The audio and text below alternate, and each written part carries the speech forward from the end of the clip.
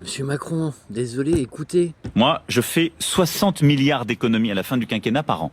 D'accord? Non, 60 milliards sur les 5 ans. Non. Ah, 60 milliards par an. Oui. Comment ça? Parce que je comprends que pour nos auditeurs, oui, oui. c'est très compliqué. Ah, Monsieur Macron, là, je sais pas quoi dire aux Français. Hein. Alors là, ils ont ressorti une vieille vidéo comme ça. 60 milliards. Vous avez fait plus de 1300 milliards. En 10 ans de dette. Monsieur Macron, c'est vous. C'est vous. On dit quoi? On fait quoi? On s'en va. Saint-Pierre-et-Miquelon, Brigitte et valise. Ah ben là, vous êtes indéfendable. Il n'y a personne qui peut vous soutenir vis-à-vis de ça. Même Attal, il vous lâche pour faire une parade.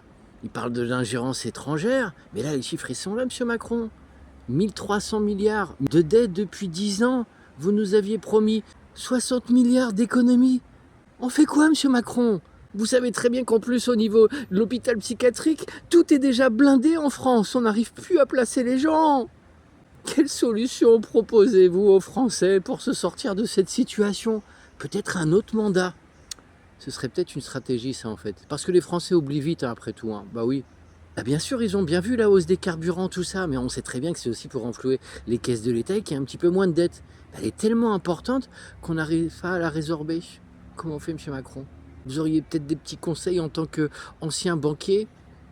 On vous appelait le prince de la finance, monsieur Macron. Vous étiez là pour sortir la France de son pétrin, mais vous n'avez fait qu'empirer la situation. Comment on peut encore vous soutenir?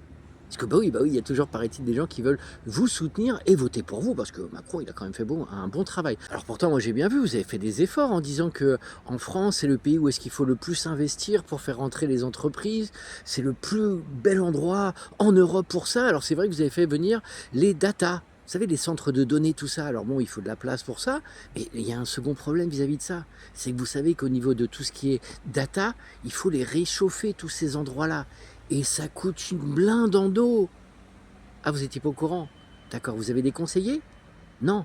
Bah oui, mais vous savez, on parle en plus de sécheresse en ce moment en France. C'est pas le moment de mettre l'histoire des data sur le tapis, parce que alors là, je vous explique même pas, je sais même pas si vous allez tenir jusqu'aux prochaines présidentielles. Bah oui, oui, les Français oublient vite, vous avez raison aussi. Bon, prochain sujet? L'Ukraine? Ouais, ça marche bien de toute manière. Bah, au moins, c'est vrai que c'est au moins la possibilité de pouvoir un petit peu vendre, on va dire, de notre armement, vu que c'est un petit peu ce qui nous reste avec vous. Bah oui, il n'y a plus vraiment d'industrie, monsieur Macron, en France. Bah non. Puis en plus, vous êtes tapé bien hein, au niveau des charges, tout ça, tout depuis que vous êtes là. Rien n'a augmenté. Vous avez vraiment tout fait pour sauver la France de son pétrin. Oui. Non, vous avez mis la France dans le pétrin aussi. Oui, oui, en France, vous inquiétez pas, hein, un président, de toute manière, il risque pas grand-chose. M. Sarkozy, vous inquiétez pas, il a eu un petit bol Racelet comme ça, électronique. Les gens oublient très vite. Ça n'empêche pas de pouvoir faire des conférences à, je sais pas, 150 000 euros. Hein? Bah oui. Oui, c'est vrai que c'est quand même un business qui tourne, hein? Hein? Ouais, d'accord. Ah, c'est le plus important. Ok, très bien. Aucune urgence pour votre départ, hein? Bah non, vous inquiétez pas, les Français, ils aiment ça. Vous les avez bien compris. Très bien. Je ne sais pas si je vais pouvoir rappeler, hein. Après tout ça, ça va être chaud quand même. Bon courage! Oui, non, pas moi, vous aussi. C'est pas facile.